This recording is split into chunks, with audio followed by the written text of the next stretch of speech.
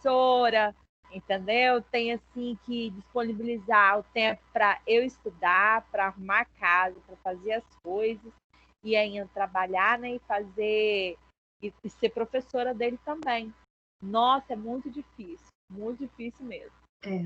Com certeza. Gente, eu fico E imaginando, aí, a mulher é um ser incrível. Dá conta de trabalhar, dá conta de filho, dá conta de casa. E todo mundo fala, mamãe dá conta de 10 filhos, mas 10 filhos não dá conta de uma mãe. dá conta de uma mãe. E segunda, terça e quarta, gente, eu saio de casa 8 horas, chego em casa 6 horas da tarde, já entro na aula 6h30. Né? E às vezes a gente atrasa um bocadinho igual agora, que eu estava postando os alunos, né, de plano de estudo, aquela coisa toda. Aí eu fico imaginando, né? Eu sei que para eles é muito difícil, porque o horário que eu estava lá trabalhando pela manhã, eu já levava, eles iam comigo, então eles não sentiam a minha falta de manhã, porque eles saíam e eu também, né? A gente saía juntos. Agora não, eu saio, deixo eles aqui. Com isso, a pessoa que tomava conta deles, tarde e noite, que era o horário que eu ficava mais fora, né? Tarde e noite no trabalho, ela mudou o horário e tá aqui de manhã e à tarde. À noite eles têm que ficar comigo, porque eu tô tendo que trabalhar de manhã e à tarde. E à noite eles ficam aqui comigo. E durante o dia eles ficam com ela para eu poder trabalhar. Com isso, gente, de manhã ela ensina uma criança, acompanha, né? Porque as aulas também são assim, telepresenciais. Então, de manhã ela fica com a minha filha. Aí, nesse momento, eu transferi meu filho para tarde, para ela poder ficar com meu filho à tarde. Ou seja, então de manhã ela fica umas 3 horas do tempo dela com a minha filha. Tá certo que ela é muito independente, 6 aninhos, mas faz tudo sozinha, mas ela tem que ficar aqui perto, meio que olhando. Faz as coisas, olhando para ela. E à tarde, não, meu filho tem 5 anos. Então, se ela sair de perto, meu filho, você acha que menino quer estudar? De jeito nenhum. Então, são 2 horas de aula, 2 horas ali do lado. Com isso, o que acontece? 5 da manhã, Cíntia de pé, fazendo o almoço, para deixar o almoço pronto. Porque senão não dá tempo dela fazer o almoço e ficar com eles para eles estudarem. Olha daí a vida. Aí saio, vou trabalhar, aí volto com a roupa do trabalho, já venho para frente do computador, já venho aqui dar aula para vocês. E ao mesmo tempo, porque eu já deixei o almoço pronto, que agora eu esquento para janta, e assim vai. Doideira pura, minha filha. E assim, de tudo, né? Caso as escolas voltem, né? Eles vão voltar de uma forma diferente e os pequenos não vão voltar, isso já é decidido. Então, assim, meus filhos, com certeza, por mais que a escola volte em alguns segmentos, tipo nono ano, terceiro ano, essas coisas assim, o segmento deles não voltar, porque é considerado, né, um segmento de risco. Então, eles não voltam, é assim até o final do ano. Então, quando eu comecei a ler, que eu vi que isso ia acontecer, eu falei, gente, até dezembro meus filhos vão ter esse tipo de aula. Então, para eles não tomarem nojo de computador, de aula, eu vou ter que saber lidar com a situação, né? E meio vamos que vamos. E tudo a gente dá conta, né? Assim, gente, mas é complexo sim, mas tudo a gente dá conta. Gente, então vamos lá? Deixa eu colocar aqui para passar para vocês. Isso daqui, fechar aqui, tá?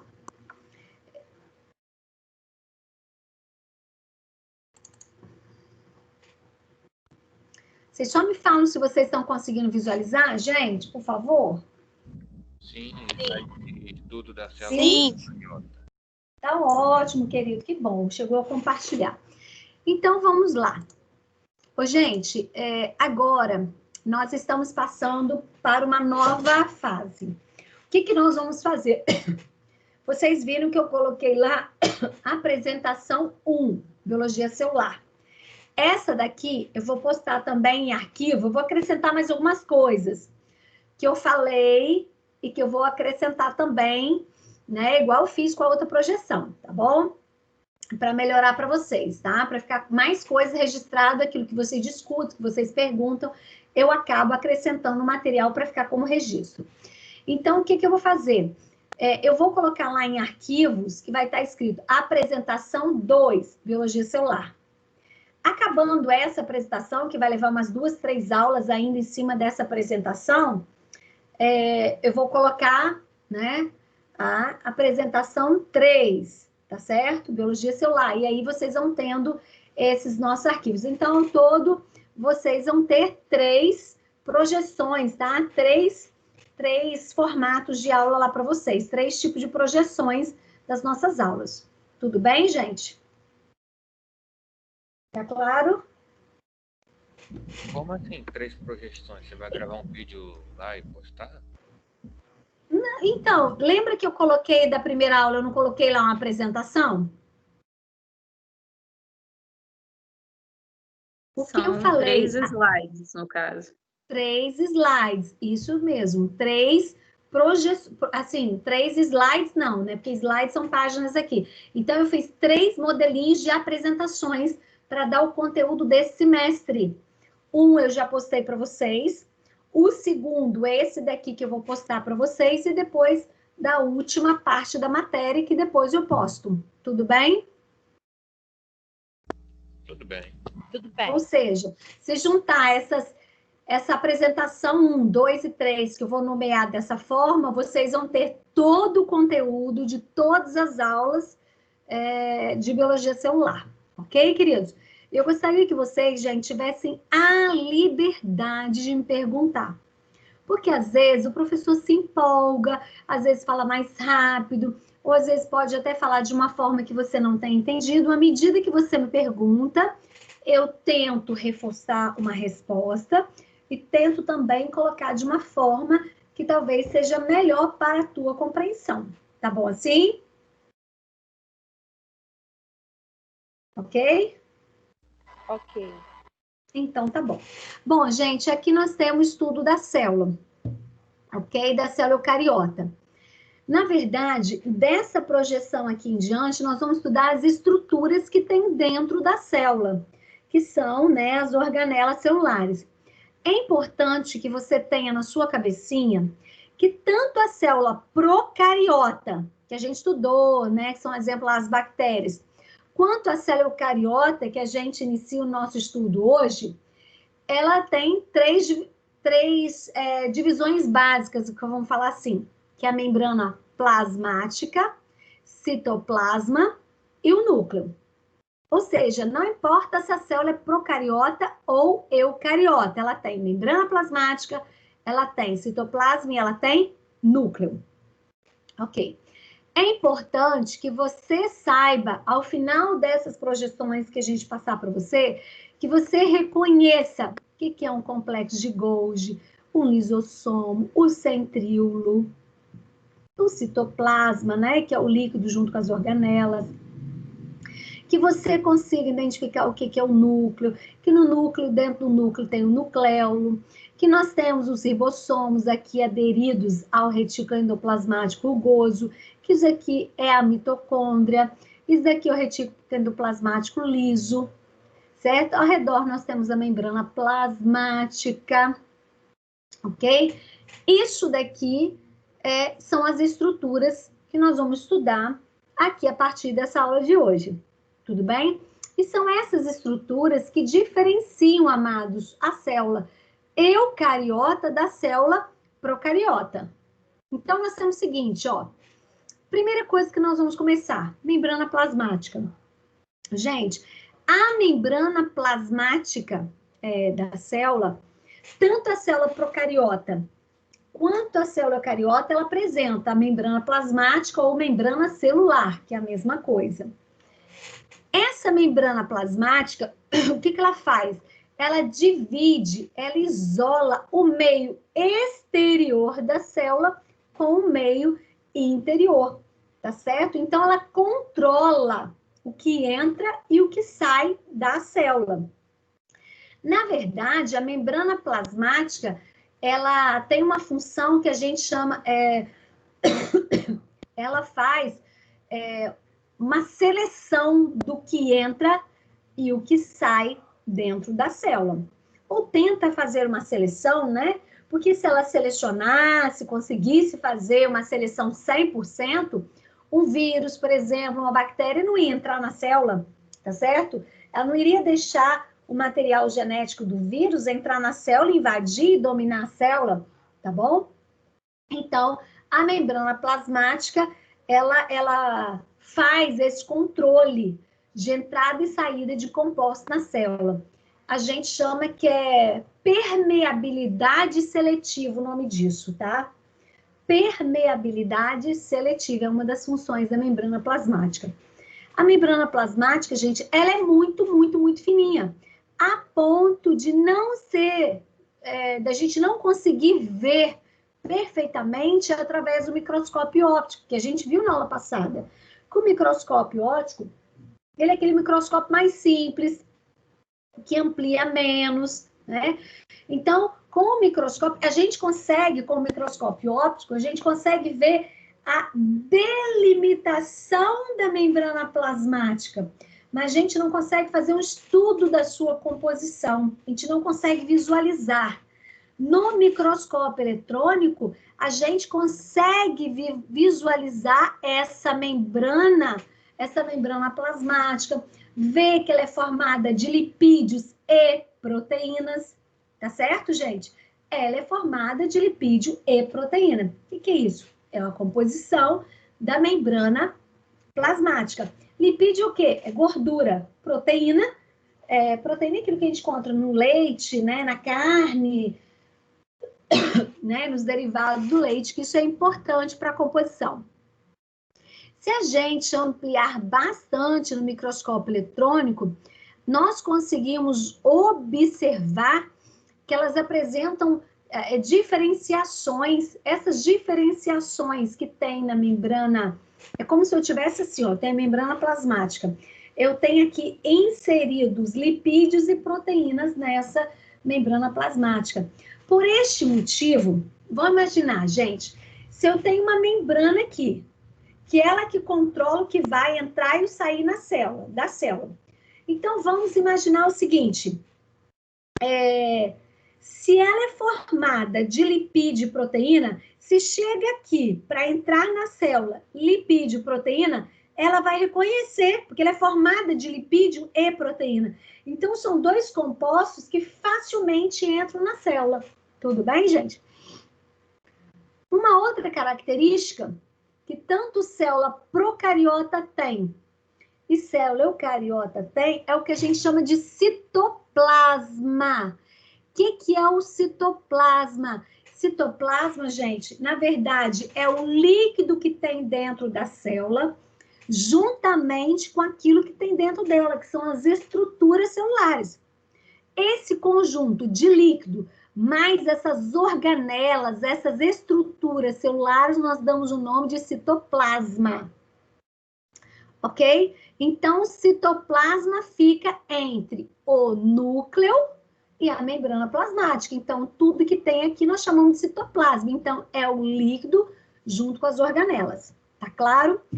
Então, tá lá, ó, fica entre a membrana e o núcleo, é preenchido pelo hialoplasma. O que é o hialoplasma? O hialoplasma é um líquido. O hialoplasma mais as organelas celulares nós denominamos como sendo citoplasma. Ok? Claro isso, gente?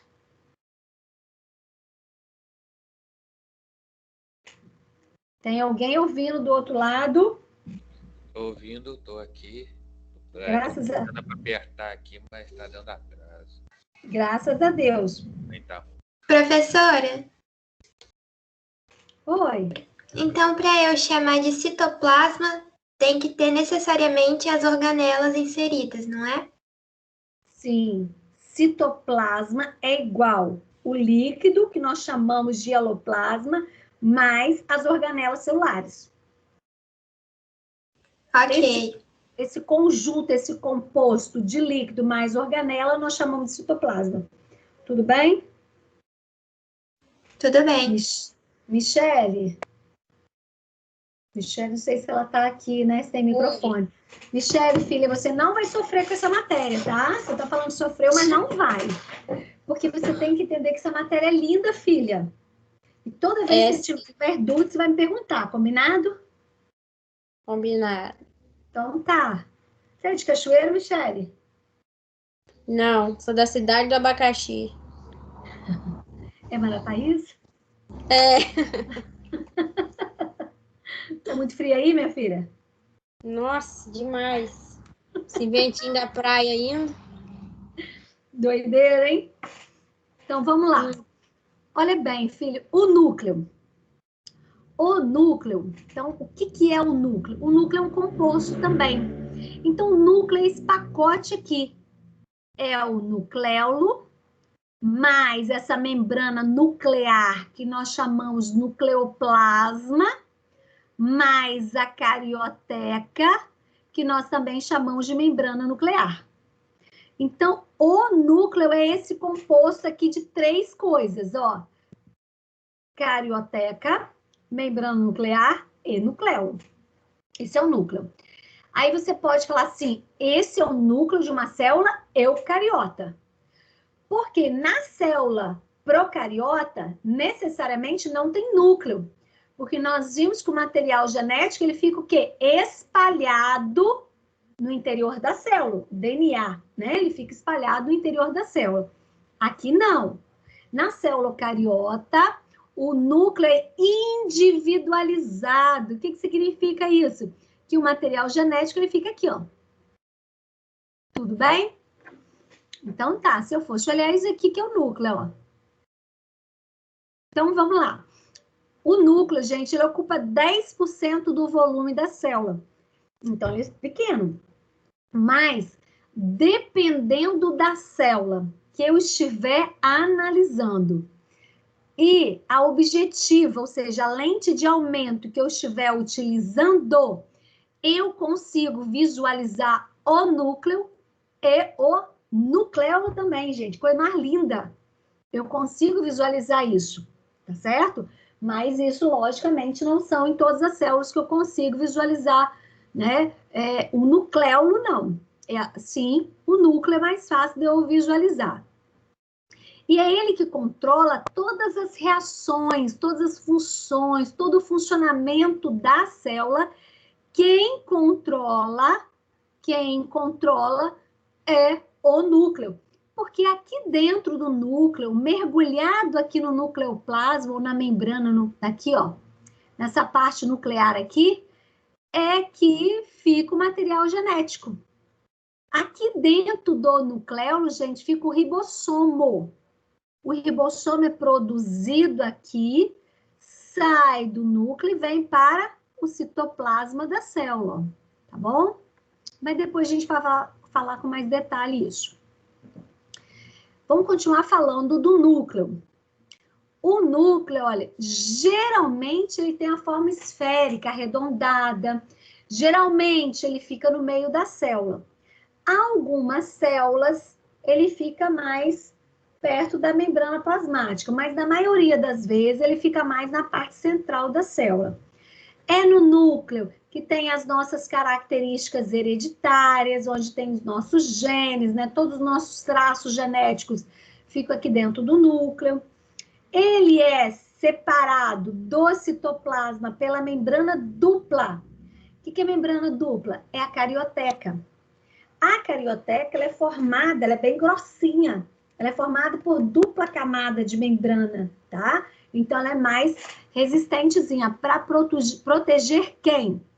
O RNA, que é o ácido ribonucleico, e o DNA, que é o ácido desoxirribonucleico. Então, na verdade, dentro do núcleo, eu vou ter RNA, né, e DNA. E aí, nós vamos ver que essas estruturas, igual o DNA, ele é responsável para a constituição em si da proteína, ou seja, a proteína ajuda a reconstituir o DNA. Porque vamos imaginar, gente, quando nós nos alimentamos de feijão, de arroz, de carne, né? O macarrão que vem lá do trigo, eu estou falando de alimento de origem vegetal, tipo arroz, feijão e macarrão, como eu estou falando de uma origem animal, igual a carne.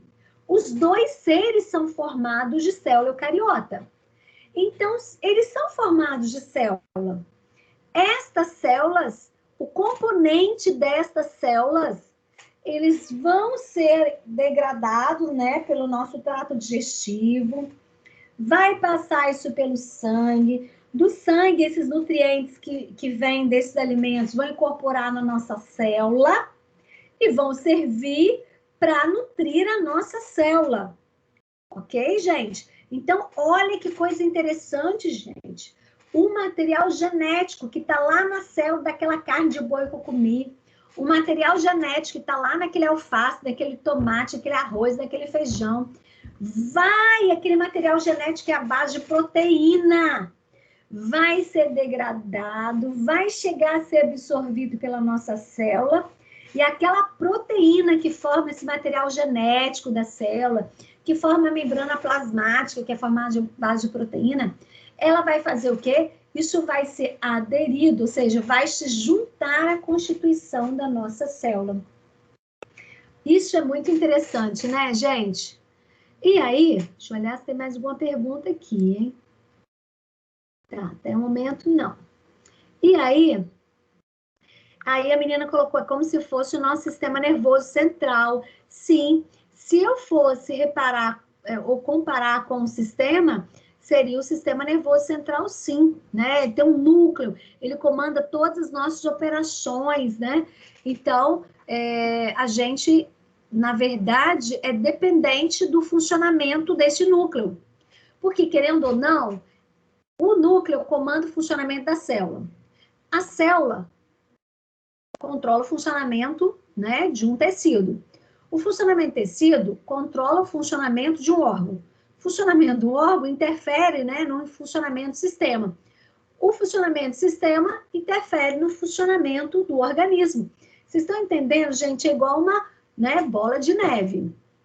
Mas vamos prosseguir. O que é um nucleolo, gente? O nucleolo, ele está dentro do núcleo. Então, aqui é um núcleo, ó. É como se aqui eu tivesse citoplasma. Isso daqui, amados, ó, é o núcleo. Isso daqui é o nucleolo. Então, isso aqui, na verdade, ó, é a membrana nuclear. Ou envoltório nuclear. Ou mais ainda, pode ser chamado de carioteca. Repare que esse envoltório aqui nuclear, que a carioteca, ela não é contínua, ela tem uns orifíciozinhos, gente, que nós chamamos de poro. Então, ele tem um complexo de poro. Por quê? Para que os nutrientes consigam chegar aqui, né, para nutrir o material genético, como também aquilo que é produzido aqui no nucleolo seja produzido e seja liberado para o citoplasma da célula, certo? O que é produzido aqui no nucleolo, gente? É produzido o ribossomo. Aqui o ribossomo ele é produzido e sai pelos poros da célula. Ok? Isso, gente, que por sinal, o ribossomo é essencial para o funcionamento da célula. Aqui eu coloquei uma observação aqui que eu coloquei o seguinte, ó. Um outro componente do núcleo costuma estar presente em número variável, de 4 ou, né, 1 a 4 núcleos por célula. Ô, gente, tem célula que só tem um núcleo, tem célula que tem mais de um núcleo, tem célula que tem um nucleolo, tem célula que tem 2 nucleolos ou 3 nucleolos, isso pode variar, tá? Isso é dependendo do tecido, né, que está inserido ou que forma aquele tecido, tá bom? Então, isso pode ter uma variação, sim. Exemplo. Oi? Tem uma quantidade máxima de núcleo? Ou não pode ter? Sim, 4, geralmente 4. Igual nós temos protozoários, só tem uma célula eucariota, mas é um protozoário. O protozoário geralmente apresenta 4 núcleos. Nós temos também células do nosso tecido muscular, que ele também, o tecido muscular, ele apresenta até 4 núcleos, aquela célula. Aí, olha que coisa interessante. O que eu tenho que saber é que todos aqueles núcleos, por mais que estejam na mesma célula, se eu tenho 1 ou 2 ou 3 ou 4 núcleos, naquela célula, esses núcleos vão conter a mesma informação, vão dar o mesmo comando àquela célula, tá, gente? Eles vão trabalhar juntos para o funcionamento da célula. Eles não trabalham de forma desorganizada, não, tá certo? Tipo de isso, se a procariótica tem somente ribossomo como organela, elas são produzidas neste núcleo ou outra forma? Nossa, coisa boa!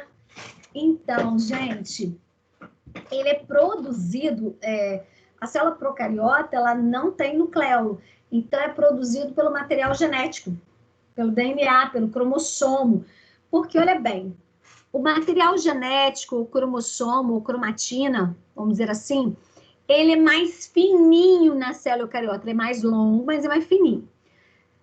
Na célula procariota, ele é mais espesso, por isso que lá ele é reproduzido, tá, Natan? Porque ele é mais espesso, o material genético da célula procariota, ele é totalmente diferente. Aqui, ele é chamado de dupla hélice, né? Vocês vão ver melhor isso, né, numas disciplinas aí para frente. Então, ele é duplicadinho. Lá na célula procariota, ele é mais espesso naturalmente mesmo, tá? Então, com isso, ele consegue produzir o ribossomo, sim. Aí, vamos falar do retículo endoplasmático? Porque, olha bem, nosso objetivo é falar de algumas organelas. Quando eu vi, olha, aqui tá bom. Aí aqui nós vamos dar aquela parada, tá? Quando eu falar assim, gente, nós vamos até tal horário. Porque senão eu vou começando acumulando coisinhas na cabeça de vocês. Ao invés de aprender aquilo dali, acaba, né, misturando as coisas. Então, até aqui, vocês conseguiram entender, gente? Até aqui, Sim. como que tá? Então, tá bom. Bom, então nós falamos de um pouquinho da membrana plasmática, falamos um pouquinho do citoplasma, falamos um pouquinho do núcleo, tá certo? E, logicamente, eu falo do nucleolo que está dentro do núcleo. Agora, nós vamos falar das organelas celulares. O que são as organelas ou orgânulos celulares?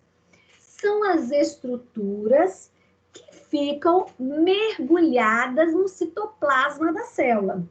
Tudo bem?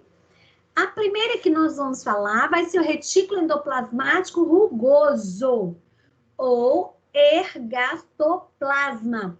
O que o retículo endoplasmático rugoso faz, gente? Qual a importância? Onde ele se localiza? Então, vamos lá. Primeira coisa, ele é formado, ou foi formado, de um processo de invaginação da membrana plasmática. A membrana plasmática se invaginou, se desprendeu e formou o retículo endoplasmático, ok? Esse retículo endoplasmático, ele é formado a partir do momento que aconteceu um processo de invaginação, né, da membrana plasmática, e essa membrana plasmática, ela foi achatada. Então, no que foi feito, né, sacos, por ela ter sido achatada, formou o que a gente chama de retículo endoplasmático rugoso. O retículo endoplasmático rugoso, ele é diferente do retículo endoplasmático liso, por quais motivos? Primeiro, que o retículo endoplasmático rugoso tem este nome porque ele transporta o ribossomo. Ou seja, o ribossomo é aderido a ele. Lembrando que o ribossomo, ele é produzido aqui dentro, no nucleolo, certo? Aqui dentro do núcleo, tem o nucleolo. Aqui do nucleolo é produzido o ribossomo. O ribossomo sai aqui, ó, pelos porozinhos da carioteca e vai aderir ou se ligar ao retículo endoplasmático. Com isso, à medida que ele tem ribossomo grudado nele, aderido nele, o retículo endoplasmático é chamado de retículo endoplasmático rugoso. Porque ele tem a presença de grânulos, que são os ribossomos. Tá claro isso, gente? Então, de forma geral, o retículo endoplasmático, a função dele é fazer o quê? O transporte de substâncias dentro da célula. Tanto o retículo endoplasmático liso quanto o retículo endoplasmático rugoso tem a função de transportar substâncias dentro da célula. O retículo endoplasmático rugoso carrega ribossomo, por isso que ele é chamado de rugoso. Rugoso vem de ribossomo, tá certo? Aderido aqui. Deixa eu ver uma pergunta. Sim, o ribossomo. Então, os ribossomos estão aqui, ó. Qual a função do ribossomo, gente? O ribossomo, ele produz proteína. Ele faz síntese de proteína. O ribossomo produz enzimas, né? Porque vocês já viram, estão vendo em biologia, em bioquímica, vocês vão ver o seguinte, que o ribossomo em si, a função desse ribossomo é produzir o quê? Produzir enzimas, é produzir proteínas. Então, o que vai acontecer? Esse retículo aqui, endoplasmático rugoso, por estar carregando o ribossomo, ele vai auxiliar na produção de enzimas. Então, eu posso falar que a função do retículo endoplasmático rugoso, ele é responsável por quê? Produção de proteínas da célula. Por que ele é responsável pela produção de proteína? Porque ele carrega o ribossomo. E o ribossomo, quando é transportado pelo retículo endoplasmático, ele consegue produzir proteína. Tudo bem, gente? Entenderam essa relação? Entenderam o porquê que o retículo endoplasmático rugoso, ele tem essa função pela produção de proteína, porque ele auxilia o ribossomo nessa produção de proteína. Tá certo? Se o ribossomo está aderido a ele, o ribossomo produz proteína. Essa proteína produzida pelo ribossomo, ela é armazenada e transportada pelo retículo endoplasmático rugoso. Então, é responsável por parte da produção de proteína também, tá? Tudo bem isso, gente? Tá claro? Por enquanto tá top. Então tá bom, gente. Se eu ficar repetitiva, aí vocês falam, tá? Porque às vezes a gente tenta repetir para poder ficar memorizado. Isso daqui é o retículo endoplasmático liso. Aí você fala, meu Deus, qual a diferença? Gente, tanto o retículo endoplasmático rugoso quanto o retículo endoplasmático liso, eles são formados através do processo de invaginação da membrana plasmática. Ou seja, eles são formados da mesma constituição da membrana plasmática que foi se achatando e deu origem ao retículo endoplasmático. Quando esse retículo endoplasmático, ele adere ao ribossomo, gruda o ribossomo nele, ele é chamado de retículo endoplasmático rugoso. O retículo endoplasmático liso é aquele que está sem ribossomo. Consequentemente, o retículo endoplasmático liso não tem relação com a produção de proteína. Ah, mas por que ele não tem relação? Porque ele não tem ribossomo nele. E o ribossomo é que tem essa função básica de produção de proteína. Então, qual é a função do retículo endoplasmático liso? Primeiro tem que saber que ele não contém ribossomo. Então, a função dele não tem nada a ver com proteína. Mas o retículo endoplasmático liso tem a ver com a produção de lipídio, lipídio. Então, o retículo endoplasmático liso tem a função de produzir lipídio. Olha a coisa mais linda. Então, aquele lipídio, porque eu falei lá no início, gente, a membrana plasmática, ela é formada, ela é composta de lipídio e proteína. O lipídio, em sua grande parte, quem é que produz? Retículo endoplasmático liso. A proteína, quem é que fez essa produção? Retículo endoplasmático rugoso. Por isso que a célula está sempre se mantendo, gente. Porque, olha bem, se o lipídio e proteína são produzidos pela própria célula, e estes formam a membrana plasmática, e a membrana plasmática, através de um processo de invaginação, forma a maioria das organelas, a célula é uma máquina onde ela mesma vai produzindo o seu próprio componente para que ela consista, para que ela se mantenha, tá bom? Então, o lipídio produzido pelo retículo endoplasmático liso é o lipídio utilizado para a formação da membrana plasmática, ou mais ainda, né, para a constituição de outras organelas, como também ela produz lipídio que entra na composição de hormônio. Que hormônios são esses? Ó? Testosterona e estrógeno, que são hormônio masculino e feminino. Então, olha bem como o retículo endoplasmático liso é importante. Primeiro, que ele faz a produção de lipídio, lipídios que mantêm a célula, que mantém membrana plasmática e organelas celulares. Ok. Mas ele também está relacionado a lipídios que auxiliam ou que promovem a formação de alguns hormônios essenciais, como testosterona e estrógeno. Aqui, gente,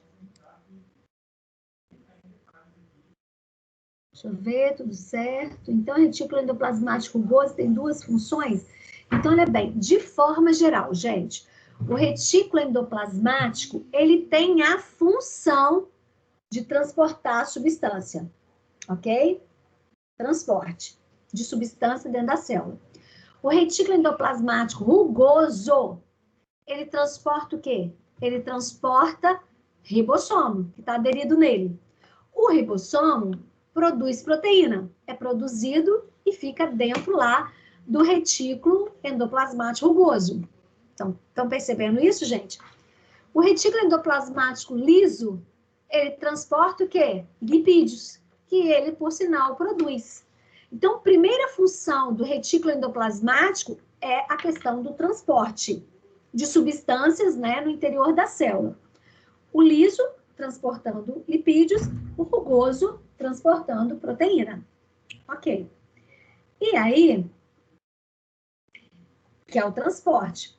Uma função também importante do rugoso é a síntese proteica. Parte da produção de proteína é produzida lá no retículo endoplasmático rugoso. Aí o liso, ele também tem a função de produzir o quê? Lipídios que vão dar origem, formação, né, de hormônios relacionados, né, às características sexuais. O que eles fazem também? Armazenamento, transporte de substância. Aí um terceiro ponto, o retículo endoplasmático liso, ele participa do processo de desintoxicação. Gente, olha como é linda, lindo isso aqui. Desintoxicação. O que isso quer dizer? Imagine o nosso fígado. O fígado, os rins, eles filtram substâncias, né?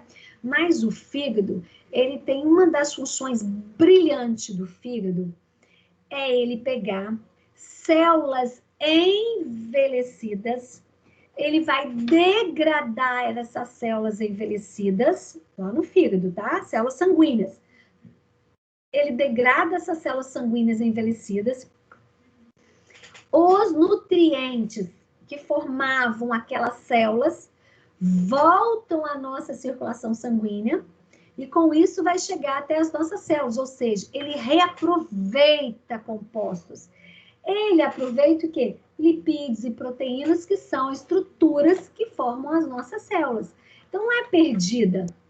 Então, ele absorve isso, aquilo que estaria em excesso, ele degrada, né, que pode ser uma substância tóxica ou uma célula morta, né, que poderia trazer transtorno para a gente também. Ele degrada para ser reaproveitado pelo nosso organismo. E o pâncreas, o que o pâncreas faz?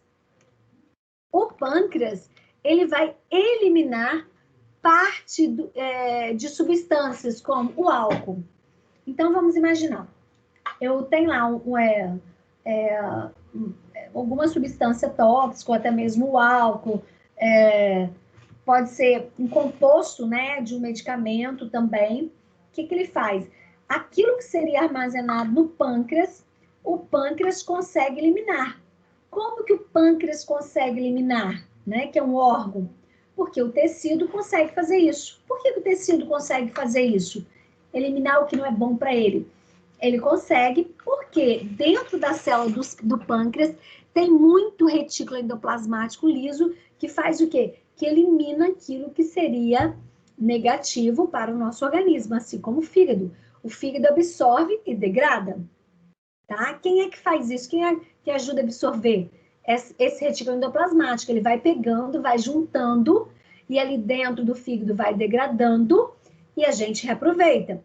O pâncreas, ele faz o contrário, ele libera aquilo que ficou lá armazenado, que não vai ser útil para o nosso corpo, libera para que a gente, né, não se intoxique. Então, esse retículo endoplasmático é extremamente importante também. Então, tanto o retículo endoplasmático rugoso quanto o retículo endoplasmático liso são fundamentais.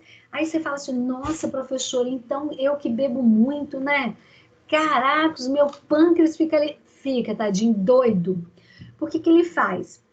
Por isso que eles falam que o álcool, ele interfere em algumas taxas, né? Tipo de insulina. Por isso que você toma insulina, ou se você não tomar insulina, você pode tomar um suco bem docinho, comer um doce que vai ajudar. Por quê? Vai fazer com que o seu pâncreas elimine aquele seu excesso de álcool, tá? Isso é extremamente importante. Tá bebendo, bom seria se não bebesse, né? Mas tá bebendo, quando você sentiu que você tá, opa, vai lá, toma um suco mais docinho, come um doce, que isso vai ajudar o quê? O seu pâncreas pegar e eliminar aquele excesso de álcool que está interferindo no funcionamento do seu organismo, ou aquele medicamento também, tá? Ele ajuda a eliminar e colocar para fora. Então, percebendo, gente, a grandiosidade. Ellen, entendeu? Ellen, por que você colocou assim, meu pai? Porque as pessoas que gostam de beber... Verdade. Verdade, gente. É não ter amor, né? O pâncreas, tadinho. Então, imagine, quando você está naquela rodada lá de cerveja, o seu pâncreas está se matando lá dentro. Porque tudo aquilo que ia ficar depositado lá e queria interferir no funcionamento da célula, ele vai tentar jogar para fora. Assim como o álcool, assim também como uma substância, né? Algum medicamento que você está ingerindo, alguma coisa que foi em excesso, ele também tenta jogar para fora aquilo que está em excesso para não prejudicar o nosso organismo. Interessantíssimo, né, gente? Certo? Até então aqui.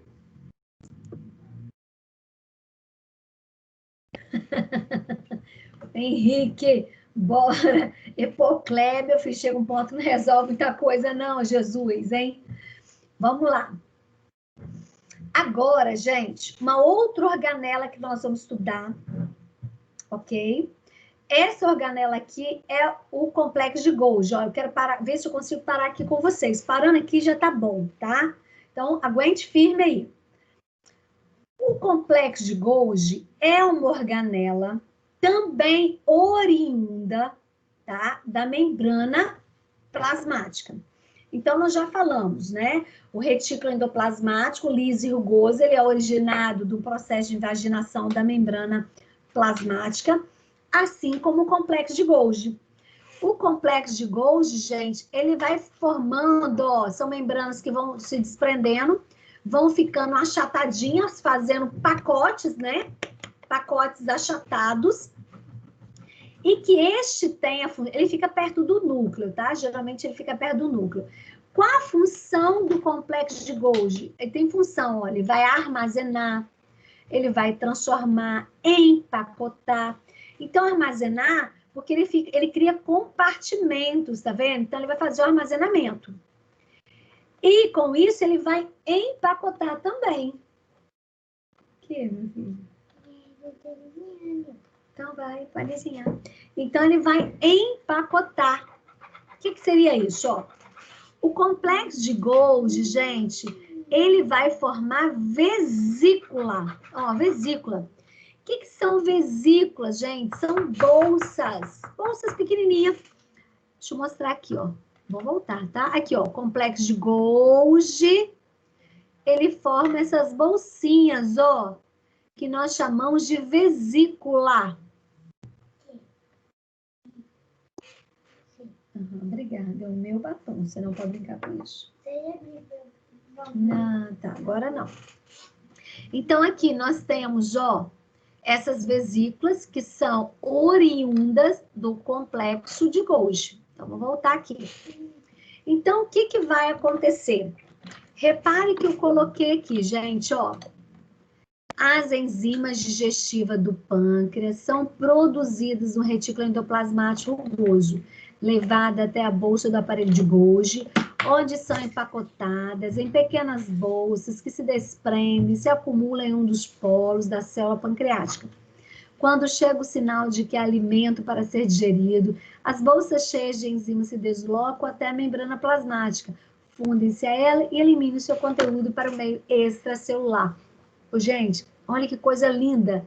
Resumindo isso aqui. Quer ver? Olha aqui. Opa, aqui. Então, vamos lá. Vou explicar. Tá aqui de novo, tá? Aquilo que eu li tá aqui de novo. Então, aqui eu tenho o complexo de Golgi, ó. Aqui, queridos. O complexo de Golgi vai formar aqui, ó, vesículas. Vesículas. Estas vesículas, elas estão cheias de enzimas. Aí você vê, meu Deus, veio de onde?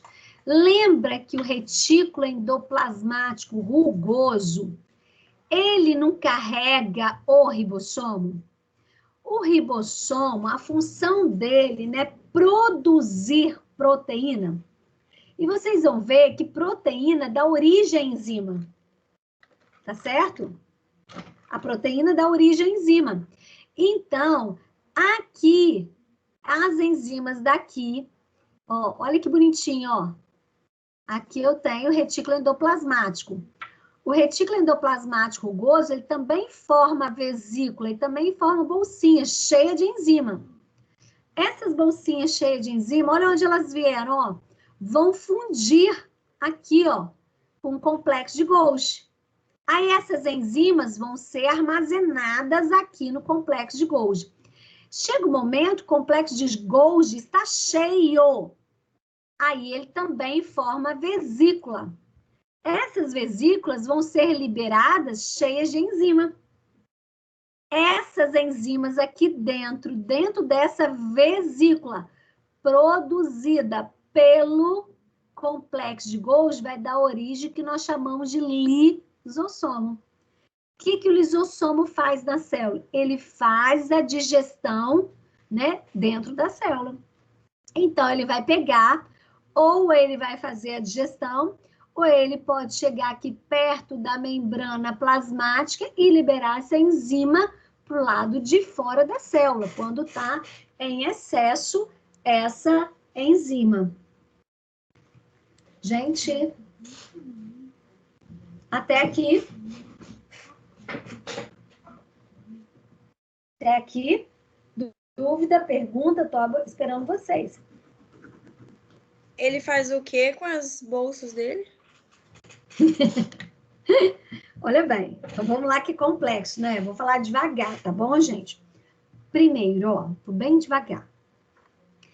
Aqui nós temos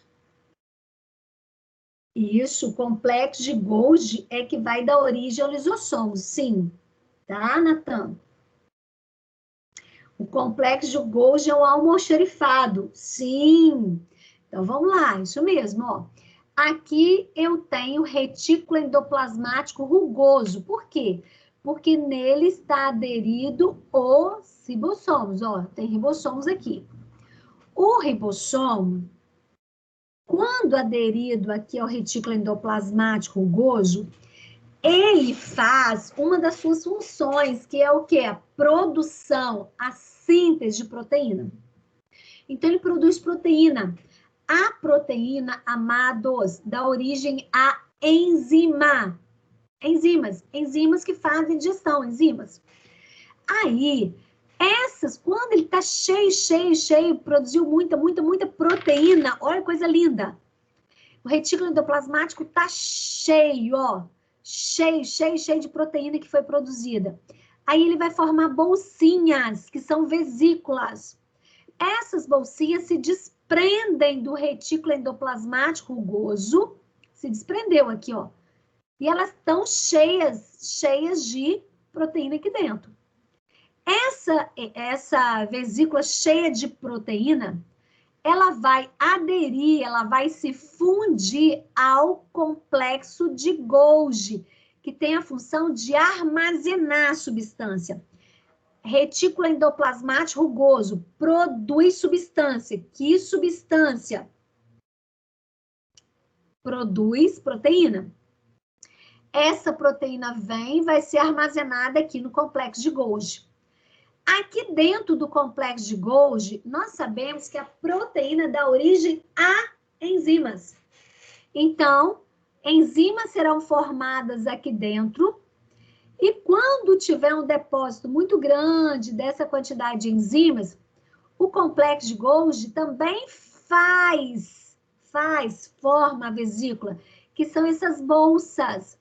Aí essas vesículas vão se desprender, que aqui dentro está cheio de enzima digestiva. Isso daqui agora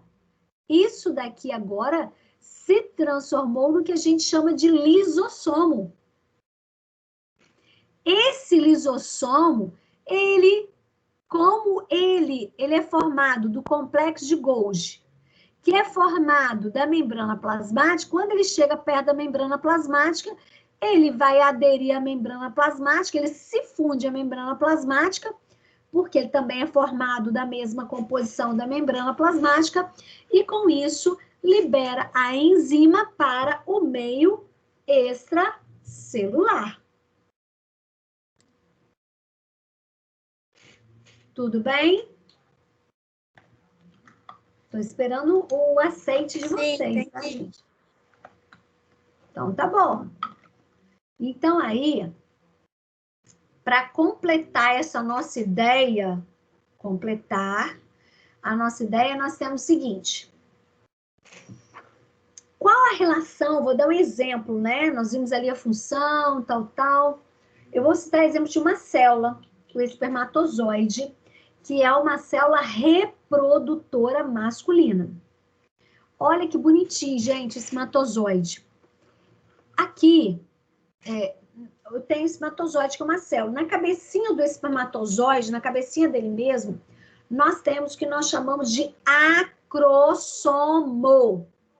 O acrossomo fica aqui na cabeça. Como que o acrossomo é formado? Olha como que ele é feito. Olha que interessante. E qual a função do acrossomo? O acrossomo é aquele assim, é tipo assim, na cabecinha tem um acrossomo. É o acrossomo que encostando aqui no óvulo, ó, o acrossomo que está aqui na cabecinha. Quando ele encosta no óvulo, ele consegue perfurar a membrana do óvulo e, com isso, entrar e fecundar aquele óvulo. Então, olha que coisa mais rica, gente, olha. Aqui no espermatozoide. Oi. Então, o acrossomo é uma bolsa gigante de enzima digestiva. Isso. Formada por quem? Pelo complexo de Golgi. Olha como é rica. Olha bem, o complexo de Golgi dana liberar aqui vesículas. Ai, meu Deus, gente, vesícula, sim, vesícula cheia de quê? Cheia de enzima. Aí você imaginou, nossa, se o complexo de Golgi liberou essas bolsas, essas vesículas cheias de enzima, é sinal que o espermatozoide também tem muito retículo endoplasmático rugoso? Sim, porque o retículo endoplasmático rugoso produz o quê? Proteínas. Porque, na verdade, o retículo endoplasmático rugoso não é ele que produz a proteína. Ele auxilia na produção. Porque o retículo endoplasmático rugoso carrega o ribossomo. E neste carregar o ribossomo, estimula o ribossomo a produção de proteína. Então, a proteína é produzida pelo ribossomo e armazenado no retículo endoplasmático rugoso, que vai transportando e levando para a célula essas proteínas, né, de forma geral. Só que quando o retículo endoplasmático rugoso fica cheio de proteína, ele também forma vesícula. Essas vesículas ficam cheias de proteína, que vão se juntar aqui ao complexo de Golgi, que também pode se chamar de dictiossomo, né? Mas o complexo de Golgi, então, recebeu proteína vindo lá do retículo endoplasmático rugoso. Essa proteína aqui vai encher o complexo de Golgi. Com isso, ele forma a vesícula. Essas vesículas agora, elas ficam cheias de enzima, porque a proteína vai dar origem às enzimas. Então, as vesículas, quando saem, se desprendem do complexo de Golgi, elas saem cheias de enzima. Olha aqui, gente, elas saíram cheias de enzima, as vesículas. Olha bem, elas vão se juntando. Olha bem, gente, elas foram se juntando e formou o que nós chamamos de acrossomo. Esse acrossomo, então, tá cheio de enzima digestiva. Cheio. Que quando esse acrossoma encosta lá na paredezinha do nosso óvulo, como tá cheio de enzima digestiva, vai digerir essa membrana plasmática do óvulo, porque membrana plasmática, o óvulo também é uma célula, então ele tem membrana plasmática. Ele consegue romper essa membrana plasmática e com isso ele entra, o espermatozoide entra e libera o material genético para se unir com o material genético lá do óvulo. Tudo bem, gente? E com isso permite a fecundação, né?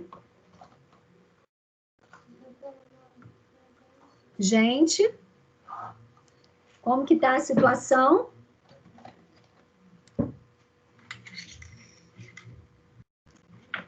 Então, o complexo de Golgi libera o lisossomo? Sim. Na verdade, ele libera vesículas cheias de enzimas. Essas vesículas cheias de enzima, nós damos o nome de lisossomo, quando elas se soltam, né, do complexo de Golgi. Gente, agora eu quero te perguntar uma coisa. Olha que coisa incrível isso, né? Isso é fantástico, cara, o que acontece no nosso corpo. Aí você pode perguntar, professora, então, essa vesícula enorme que se formou, né? Que nós chamamos até acrossoma aqui no espermatozoide, o óvulo tem acrossoma? Sim? Não. O óvulo não tem a capacidade de perfurar nada. Quem tem é o espermatozoide. Gente, olha que coisa brilhante. Porque é o espermatozoide que vai ter que perfurar o óvulo para unir o material genético do óvulo com o espermatozoide.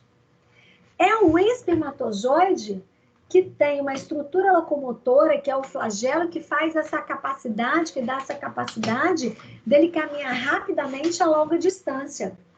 O óvulo não. O óvulo ele fica esperando. O óvulo tem outras características, mas essa ele não tem. Porque não é ele que vai ter que perfurar, né, o espermatozoide, mas sim que vai ter que ser perfurado. Aí, gente, uma coisa mais linda. Nem todo acrossomo vai ser igual, ou seja, com a mesma quantidade de enzima. Por isso que alguns espermatozoides, quando vence aquele monte, de cada ejaculada, o homem chega a liberar 200 milhões de espermatozoides. Então, vem aquele monte de doido, tudo. Aí eles ficam assim, ó. Alguns vídeos que a gente vê na internet, eles ficam assim, ó. Um consegue perfurar, outros não. Por quê? Porque esse que conseguiu perfurar, logicamente, além dele chegar bem rápido, ele tem um acrossome que tem um acúmulo muito maior, né, de enzimas digestivas a ponto de perfurar. Perfurou, entrou. Existe uma química que faz, à medida que entrou, lacrou. Então, os demais não conseguem entrar pelo mesmo buraquinho que foi aquele primeiro, gente. Olha que coisa fantástica. Por mais que venha originar gêmeos, né, gêmeos idênticos, juntou um ovo, um espermatozoide, lacrou. Aqui formou a célula ovo-zigoto. Para formar gêmeos univitelino, aquela célula zigoto, célula ovo-zigoto, se dividiu e formou dois, né, embriões semelhantes, que vão ter que ser obrigatoriamente do mesmo sexo, muito semelhante, tá? Tudo bem, gente? Tá claro isso na cabeça de vocês?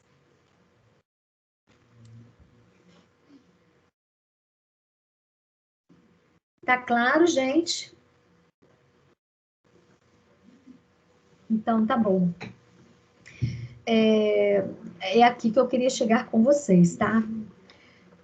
Deixa eu mostrar para vocês. Na próxima aula, nós vamos falar do lisossomo em si. Ou seja, para eu falar do lisossomo, eu vou ter que envolver na nossa historinha complexo de Golgi, retículo endoplasmático, lisossomo e vacúolo. Eu vou ter que juntar essas três coisas. Mas hoje nós já falamos bem do retículo endoplasmático e do complexo de Golgi. Semana que vem eu volto essas duas funções e vou englobando agora a origem do lisossomo com a sua função em si e a questão dos tipos de vacúolo. E eu vou trabalhar a junção disso.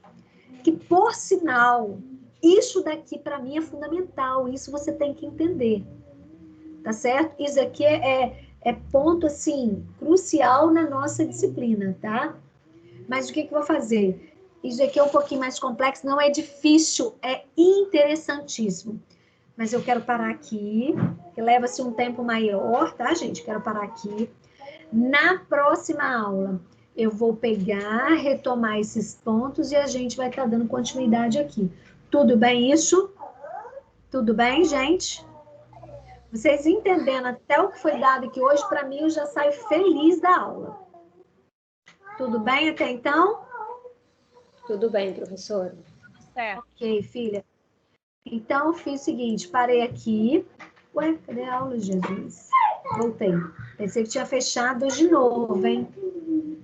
Então, olha bem, queridos.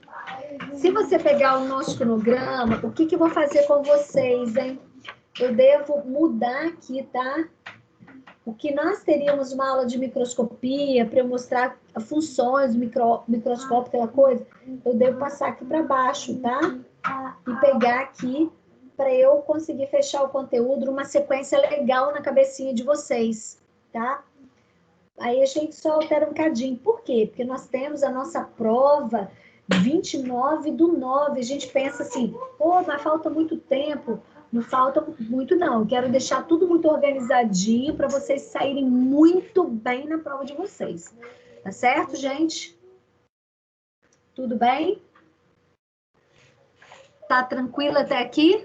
Tudo certo. Então, tá bom. Deixa eu ver quantas pessoas eu tenho aqui na sala. Olha, gente, quero deixar registrado que eu tô tirando aqui. Eu consigo, né, fazer salvar isso daqui, as pessoas que estão na sala. Nós estamos aqui com 30 pessoas no momento na sala.